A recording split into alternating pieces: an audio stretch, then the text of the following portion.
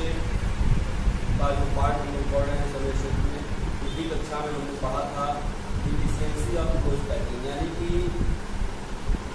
संकुलन क्षमता के बारे में हम लोग पढ़े। तो संकुलन क्षमता करने का मतलब यह हो गया कि किसी भी क्रिस्टल का जो एकक कोशिका होता है, उस पूरे एकक कोशिका में उसके गोले के द्वारा जितना भाग घेरा जाता है, अधिकृत किया जाता है, स्थान लिया जाता है, वही उसका संकुलन क्षमता का है। तो पिछली क्लास में हम लोग सीसीपी या एससीपी या एफसीसी का संकुलन क्षमता जाने थे, जो कि 73.99 अर्थात लगभग 74% के आसपास आया, और हमने बताया था कि यह उसका संकुलन क्षमता हो। अब इसी के आधार पर उसमें खाली रिक्त स्थान को हम निकाल सकते हैं, यानी कि 100 में से उसको घटा देंगे तो एफसीसी में कितना प्रतिशत रिक्ति होगा, यह हम उसके द्वारा बता सकते हैं।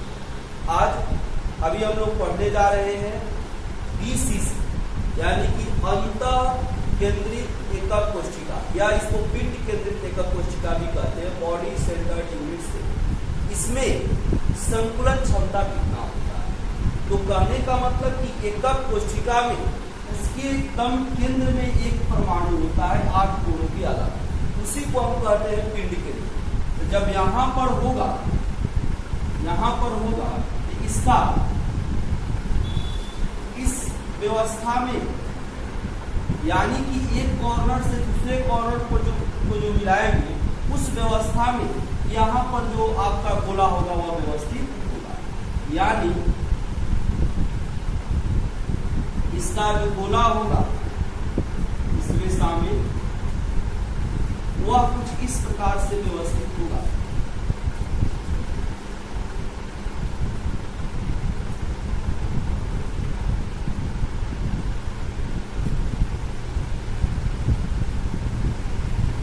सारे कोनों का आकार समान होगा,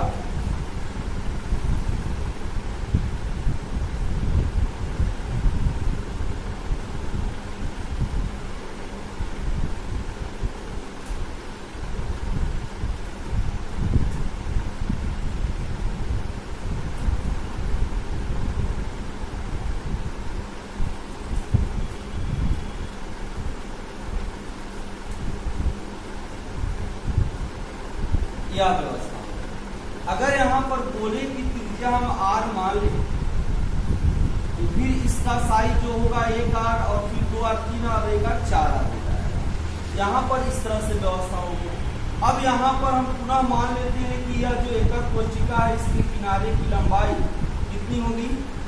हम मान लेते हैं कि a है, और गोले की त्रिज्या को r मान। अब थोड़ा यहाँ पर ध्यान रखेंगे कि यह चूंकि एकक कोशिका में प्रत्येक के किनारों के द्वारा बनने वाला कोण 90 डिग्री है, यानी कि सभी जगह समकोण बनेगा, समकोण का निर्माण होगा। अब यहाँ पर संकुलन क्षमता जो हम लोग निकालते हैं, आपको पता है कि प्रतिशत संकुलन क्षमता क्या निकालते हैं, यानी कि एकक कोशिका का जो आयतन होता है, उस पूरे एकक कोशिका के आयतन का उस क्रिस्टल में शामिल परमाणुओं या गोलों के आयतन का जितना भाग घेरा जाता है, वही उसका संकुलन क्षमता कहलाता है। उसमें 100 से गुना कर देते हो तो प्रतिशत होता है। तो यानी कि इस बीसीसी की अगर संकुलन क्षमता निकालते हैं, तो बीसीसी में शामिल परमाणुओं या गोलों का आयतन बटा एकक कोशिका का आयतन गुना 100। बहुत सरल है, बहुत आसान है। यानी कि हमको करना क्या है, एकक कोशिका का आयतन चाहिए, जिस क्रिस्टल का आप निकालने जा रहे हैं, संकुलन क्षमता, उसमें कितने गोले शामिल हैं, उस गोले की संख्या चाहिए, उस गोले का आयतन निकाल लेंगे, तो गोले का आयतन बटा एकक कोशिका का आयतन गुना 100। तो आप जानते हैं बीसीसी में गोलों की संख्या या परमाणुओं की संख्या कितनी होती है? तो 8 गुना 1/8 और जोड़ एक जो बीच में होता है, यह 1 हो गया और 1 हो गया, यानी कितना हो गया? 2 यहाँ पर गोले होते हैं, तो 2 गोले का आयतन बटा एकक कोशिका आयतन गुना 100। तो अब यहाँ पर हम काम करेंगे। काम करने के लिए हमको पहले r और a, यानी कि किनारे की लंबाई और त्रिज्या का मान निकालना पड़ेगा। चूंकि एकक कोशिका का आयतन या चूंकि घनाकार हम भाग ले रहे हैं, घन में काम कर रहे हैं, तो भुजा क्यूब होगा a का क्यूब। ए का वैल्यू हमको निकालना होगा, और जब समान राशि में निकालेंगे तो एक टर्म कट जाएगा और आपका रिजल्ट प्राप्त हो जाएगा। तो इसके लिए हम करते क्या है, तो देखिए BFE की बात करें तो यहाँ पर 90 का कोण बनेगा, यहाँ पर 90 का कोण बनेगा। तो हम करते क्या है, ए से एफ को मिला देंगे, ए से एफ को मिला देंगे। अब यह क्या हो गया, अब यहाँ पर एक जो बनेगा यह एक समकोण त्रिभुज हो जाएगा, क्योंकि यहाँ पर 90 डिग्री का कोण है। और फिर जब यह भुजा निकल जाएगा तो यह तो इस पर खड़ा है, तो यहाँ पर फिर इस समकोण त्रिभुज में हम एक पार्ट निकाल लेंगे इसके द्वारा। अब देखिए यहाँ पर हम काम कैसे करते हैं, यहाँ पर लिखेंगे माना कि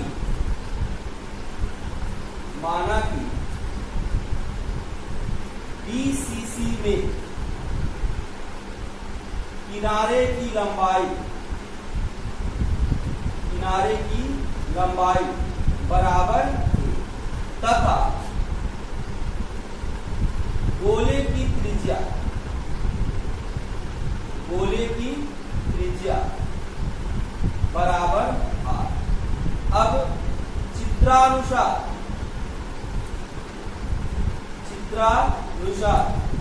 इस त्रिभुज में देखेंगे, यानी कि ABF समकोण त्रिभुज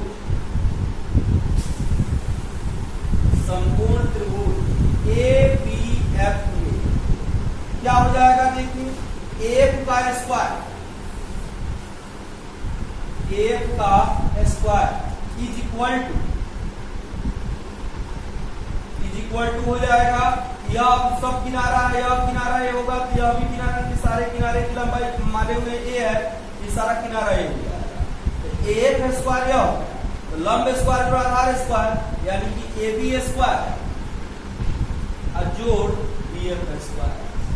तो AF square is equal to क्या होगा, क्या हो जाएगा, AB का मान हो गया A, तो A का स्क्वायर, BF का मान हो गया तो A स्क्वायर। यानी क्या लिखेंगे, देखिए यह हो जाएगा AF square is equal to A square plus A square, यानी कि 2A स्क्वायर। अब ध्यान दें, अब जब AF का मान निकल गया तब इस त्रिभुज में काम करेंगे। अब इस त्रिभुज में काम करेंगे तो यहाँ पर देखिए, यहाँ पर यह खड़ा है तो यहाँ से हम DF का मान निकाल सकते हैं।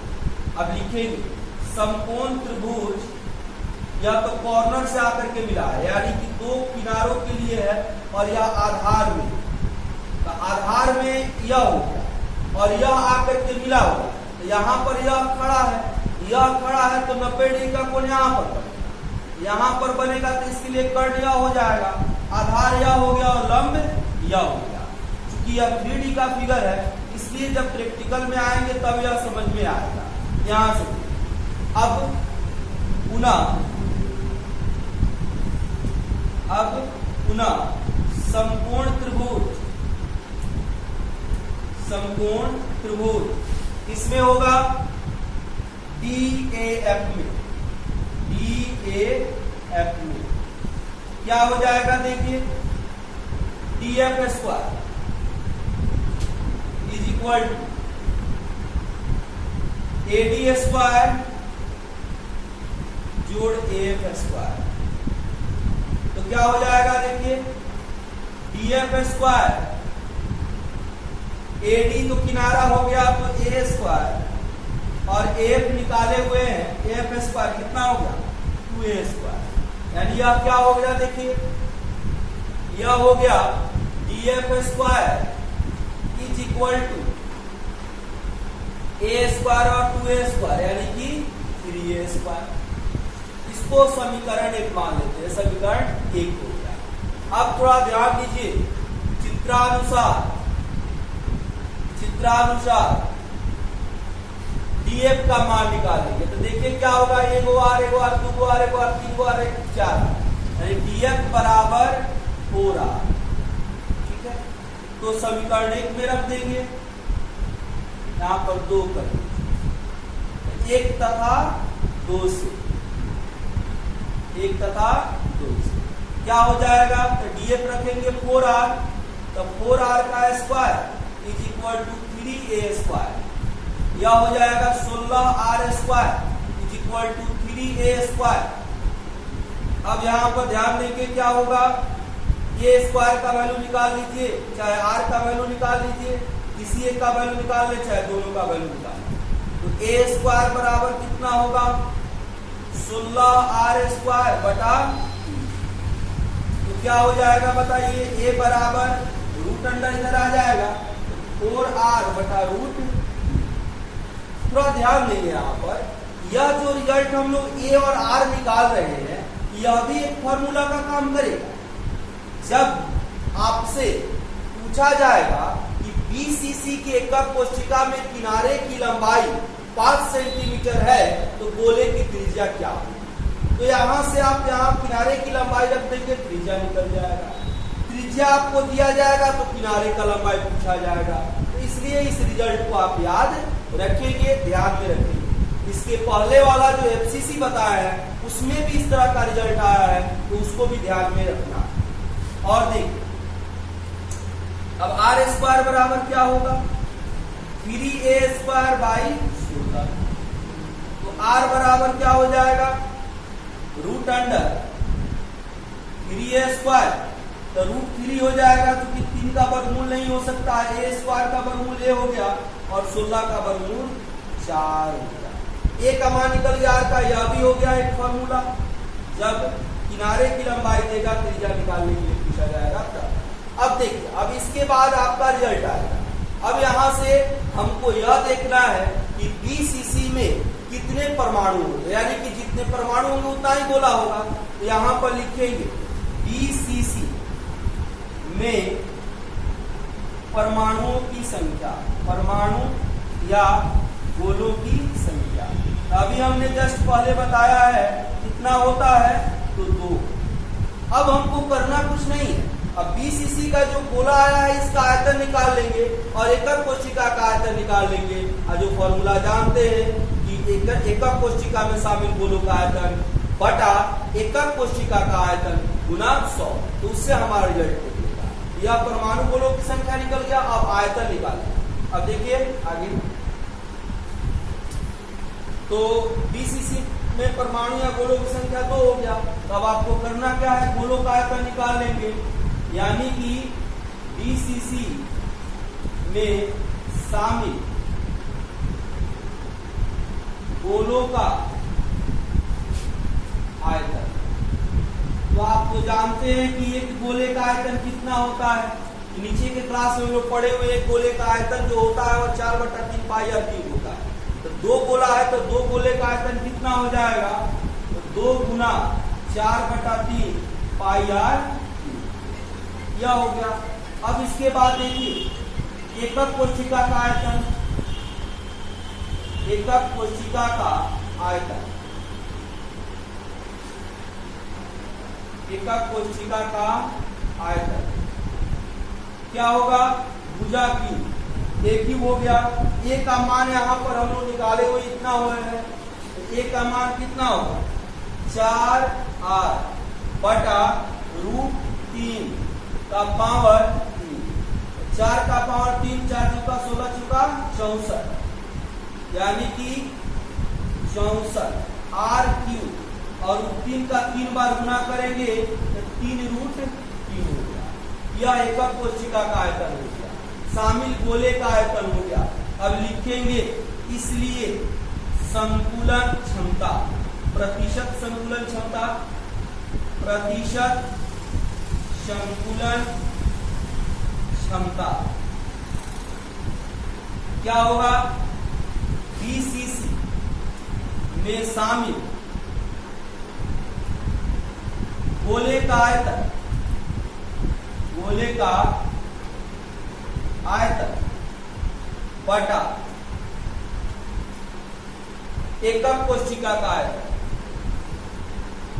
एकक कोशिका का आयतन। तो क्या होगा देखिए, तो BCC में शामिल गोले का आयतन कितना होगा, 2 गुना 4/3 πr³ बटा, अब यहां देखिए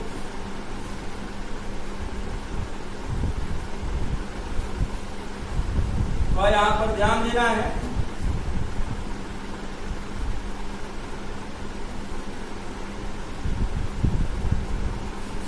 प्रतिशत निकाल रहे हैं तो गुना में 100 लिखेंगे,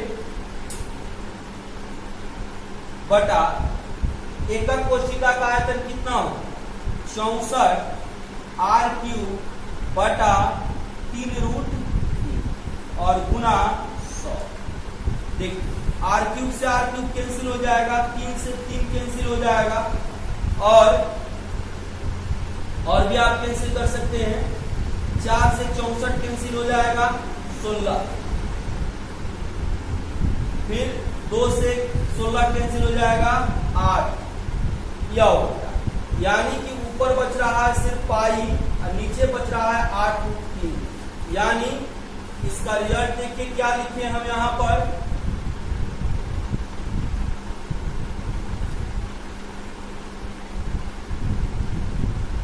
r³ बटा 3√3।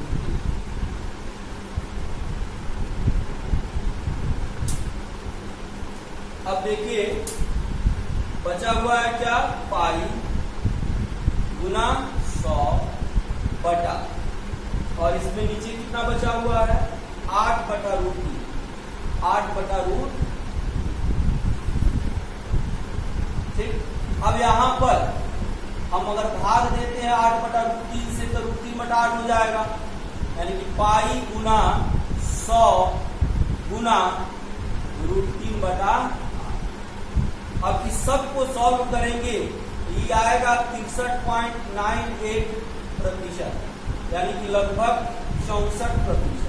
ये तो हो गया 20 सीसी का आपका क्या कहते हैं कि संकुलन क्षमता। अगर रिक्ति पूछेगा यहाँ पर क्या बताएंगे, 100 में से 64 को घटा देंगे। यह सारे क्वेश्चन आपसे ऑब्जेक्टिव में पूछे जाते हैं, किनारे की लंबाई, त्रिज्या, आपका संकुलन क्षमता, रिक्ति का प्रतिशत, इसलिए इस सबको ध्यान में रखना आवश्यक है। अब एक और इसमें हमको निकाला है संकुलन क्षमता, आइए उसको देखते हैं, सरल घनाकार। तो अब अगला जो हमको जानना है संकुलन क्षमता व सरल घनाकार कोशिका का जानना है। अब फिर वही काम करेंगे, माना कि कोशिका के किनारे की लंबाई, कोशिका के किनारे की लंबाई ये होगा गोले की त्रिज्या, कोशिका में जो गोला शामिल होगा उस गोले की त्रिज्या मान लीजिए r हो गया। अब देखिए आप यहाँ पर समझ सकते हैं, आप जानते हैं कि एकक कोशिका में उसके सारे कोनों पर गोले होते हैं, तो गोले कोनों पर जो गोले होते हैं उसकी परमाणुओं की संख्या का निकालते हैं तो 8 गोले होते हैं, वह 1/8 यानी कि 8वें भाग से मिलते हैं। यानी कि अगर गोले की बात करें तो सरल कोशिका में जो हम काम करेंगे वो सिर्फ एक गोले के लिए करेंगे कि एक गोला कितना स्थान क्लियर कर रहा है। तो यहाँ पर ध्यान देंगे, कोशिका में किनारे की लंबाई, गोले की त्रिज्या। अब यहाँ पर देखिए चित्रानुसार, जैसे चित्र जो हम बनाए हैं, यहाँ पे सरल घनाकार कोशिका, इसमें कोई काम नहीं होगा, जो गोला होगा उसको किनारे पर होगा। अगर ऐसे व्यवस्था कर देते हैं तो यहाँ पर r हो गया और यह इसके किनारे की लंबाई हो तो a हो गया, हम क्या लिख सकते, किनारे की लंबाई a बराबर 2r। तो चित्रानुसार a = 2r, यह हो गया। अब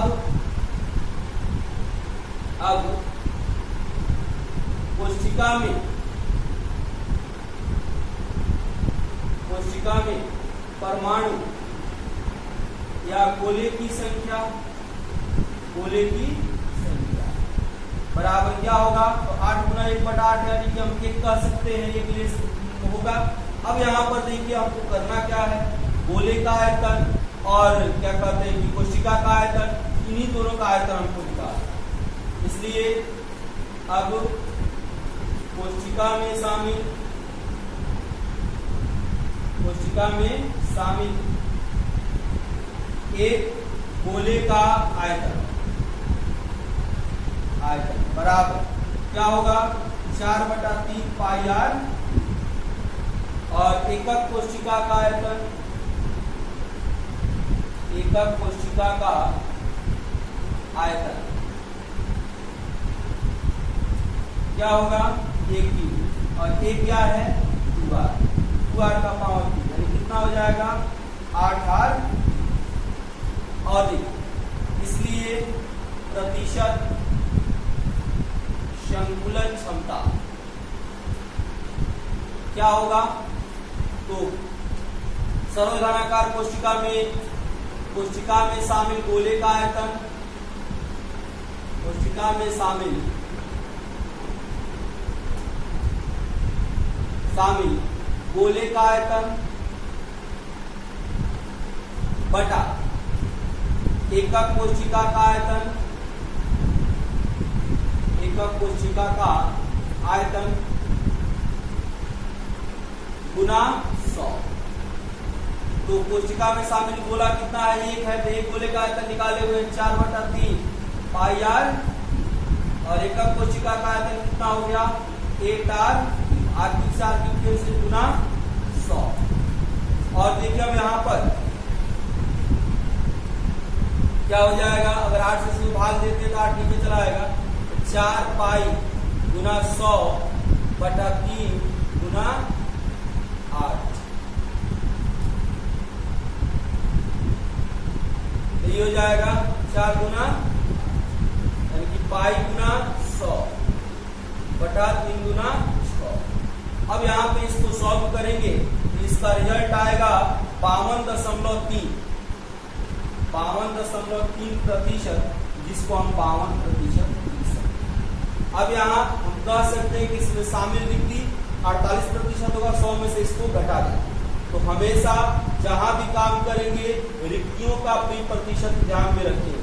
तो इस तरह से आपका इन 3 संरचनाओं के लिए आपके सिलेबस के अकॉर्डिंग पढ़ना है। संकुलन क्षमता हम लोग जाने इन तीनों संरचनाओं में संकुलन क्षमता क्या होती है, कैसे हम निर्धारित करते हैं, तो इसको आप नोट करेंगे।